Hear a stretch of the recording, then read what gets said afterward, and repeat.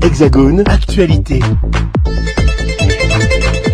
Monsieur le rapporteur, cher ami Jean-Philippe Nilor, la présente proposition de résolution se donne pour objectif de créer une commission d'enquête chargée d'évaluer la gestion par l'État des risques naturels majeurs dans les 10 Outre-mer. Notre groupe, dont l'expérience sur cette question est ancienne et réitérée de façon permanente, est évidemment favorable à cette proposition de résolution visant à la création d'une commission d'enquête. Déjà, dans le cadre de la discussion du projet de loi de finances, en tant que rapporteur pour la Commission développement durable de l'avis relatif au programme 181, nous avons pu nous pencher sur ce sujet des risques. Et d'ailleurs, le rapporteur, notre ami Jean-Philippe Nilor, a pu suivre, je crois, utilement nos auditions, notamment en Martinique. Et je ne doute pas de ce que les travaux de la commission d'enquête, que nous appelons évidemment de nos vœux, sauront s'inspirer de l'expérience que nous avons vécue à travers ces auditions. De fait, notre avis pointait du doigt certains éléments significatifs, et notamment une dilution des programmes et des actions budgétaires en la matière qui rendait difficile notre politique cohérente. Il y a un besoin de sens, et cette démarche peut nous y aider.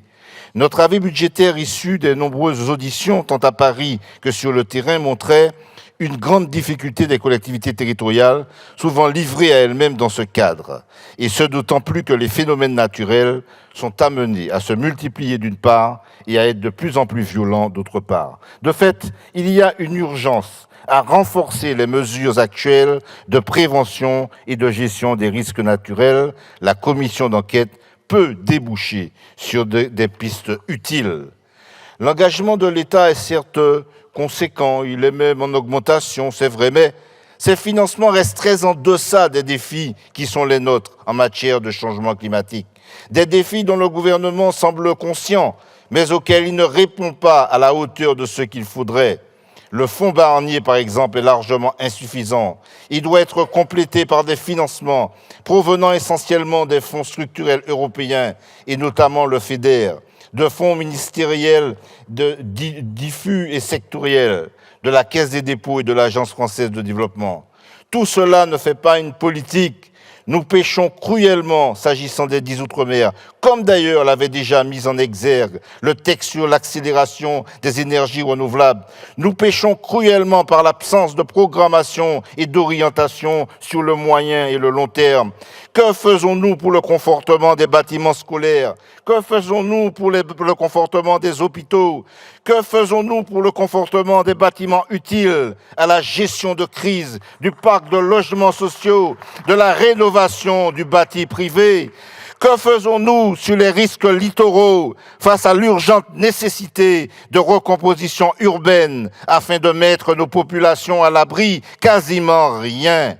Pour revenir sur ma propre expérience, menée avec mon équipe municipale de l'époque et des partenaires comme la DIAL Martinique, le PUCA et l'Agence des 50 plages géométriques de Martinique, nous avons dû bricoler en termes d'ingénierie un dispositif car rien n'était vraiment balisé en la matière. Oui, l'État devrait être davantage impliqué et de façon plus conséquente dans la mise en œuvre de ce type d'expérience aux prêcheurs en Martinique comme à Saint-Pierre et Miquelon. Lors de la survenue de l'ouragan Irma à Saint-Martin, les bâtiments des unités de secours ont été les premiers touchés, rendant impossible l'activation de toute aide à la population. Le bilan a été fait. En a-t-on tiré les conséquences? Non, on a rebâti de la même façon. Le tremblement de terre en Haïti a démontré, s'il en était besoin, la nécessité du stockage et de la distribution de l'eau. Eh bien, sachez que ce qui a généré le plus de décès, ce n'est pas le séisme, mais c'est la crise sanitaire provoquée par le manque d'eau en Haïti. Or, en Martinique, très exposée aux risques naturels, sur 255 châteaux d'eau, sauf 5 châteaux d'eau sont aux normes parasismiques. Est-ce normal? Trouvez-vous ça normal? Eh bien non. Je dirais, la lourde responsabilité de l'État sur la question des risques outre-mer a été très justement pointée par le texte de ce projet de résolution. Mais au-delà de la responsabilité de l'État, il convient de souligner également La nécessité d'un patriotisme local en matière de risque, comme l'affirmait un grand homme politique martiniquais. Je vais parler de Joseph Lagrosilière. Un patriotisme local s'appuyant sur le principe de subsidiarité entre notamment l'État et les collectivités, s'agissant du volet gouvernance de ces risques. Au final, je dirais que rien ne peut justifier la frilosité. Rien ne peut justifier le fait de pinailler sur une virgule ou des logiques sémantiques. Rien ne sert encore moins d'être dans une posture politicienne. Et je vous renvoie à l'expérience de 1902. La gestion étatique a été chaotique parce qu'il n'avait pas anticipé. Merci de conclure, chers collègues.